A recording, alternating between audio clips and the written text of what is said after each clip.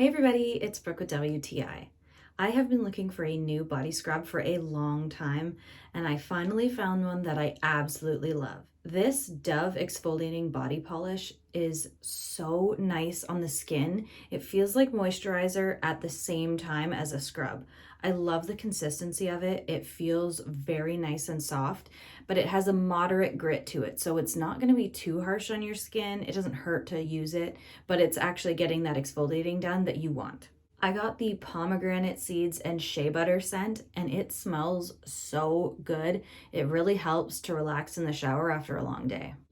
It also works great as an exfoliator before shaving so that you don't get ingrown hairs or razor burn. Another thing I always look for and really appreciate is when things are made cruelty-free, and this exfoliator is PETA certified, so I really love that.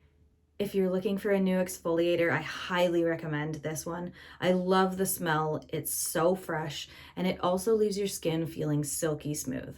And that's my point of view.